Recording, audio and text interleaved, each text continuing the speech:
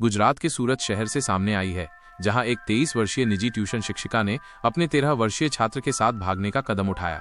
यह मामला तब और चौंकाने वाला हो गया जब पता चला कि शिक्षिका 5 महीने की गर्भवती है और उसने दावा किया कि बच्चे का पिता वो नाबालिग छात्र है। इस घटना ने पूरे देश में हलचल मचा दी है और अनौपचारिक शिक्षा व्यवस्था में बच्चों की सुरक्षा को लेकर गंभीर सवाल खड़े कर दिए हैं। यह घटना 25 अप्रैल की दोपहर को शुरू हुई। उस दिन शिक्षिका, जो पहले से ही छात्र के लिए एक भरोसेमंद व्यक्ति थी, उसके साथ दिन के उजाले में गायब हो गई। दोनों को आखिरी बार उनके आवासीय सोसाइटी की सीसीटीवी फुटेज में एक साथ देखा गया था। शिक्षिका के कंधे पर एक स्लिंग बैग था, जिससे ये संकेत मिलता है कि उसने इस कदम की पहले से योजना बनाई थी। छात्र के परिवार ने तुरंत उसकी गुमशुदगी की शिकायत दर्ज की, जिसके बाद पुलिस ने तलाशी अभियान शुरू किया। पुलिस ने 4 दिनों तक चले तलाशी अभियान के बाद शिक्षिका और छात्र को गुजरात राजस्थान सीमा के पास एक चलती बस से पकड़ा।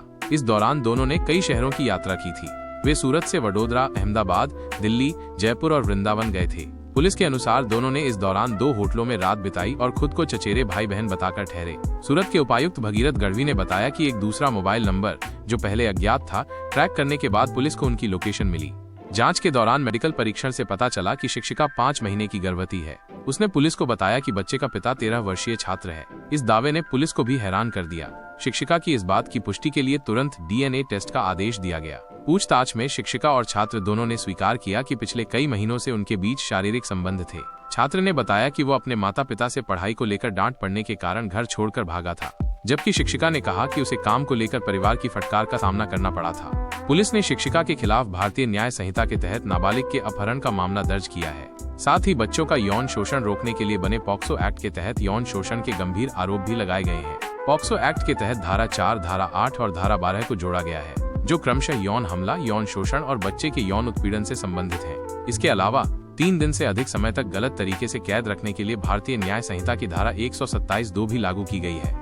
यह मामला सिर्फ एक अपराध की कहानी नहीं है, बल्कि ये सामाजिक और मनोवैज्ञानिक जटिलताओं को भी उजागर करता है। शिक्षिका और छात्र एक ही सोसाइटी में रहते थे और पिछले 3 साल से एक दूसरे को जानते थे। शुरुआत में 3 छात्रों के साथ ट्यूशन पढ़ाने वाली शिक्षिका ने पिछले 1 साल से केवल इस छात्र को ही पढ़ाना शुरू किया था। इस दौरान दोनों के बीच नजदीकियां बढ़ीं और ये रिश्ता एक खतरनाक मोड़ पर पहुंच गया।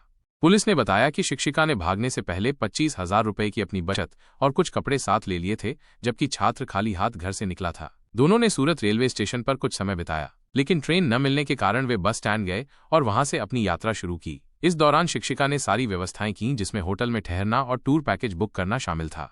यह घटना समाज के लिए एक चेतावनी है। अनौपचारिक शिक्षा व्यवस्था, जैसे ट्यूशन क्लासेस, में बच्चों की सुरक्षा सुनिश्चित करने की जरूरत है। यह मामला न केवल नैतिकता और विश्वास को तार-तार करता है, बल्कि ये भी बताता है कि बच्चों को ऐसी परिस्थितियों से बचाने के लिए सख्त कदम उठाने की आवश्यकता है। पुलिस जांच अभी जारी है और डीएनए टेस्ट के नतीजे इस मामले में और स्पष्टता लाएंगे।